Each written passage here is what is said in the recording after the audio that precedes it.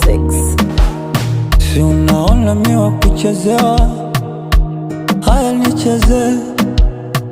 Si unaona mimi wa kudanganywa kama mtoto, haya niongope.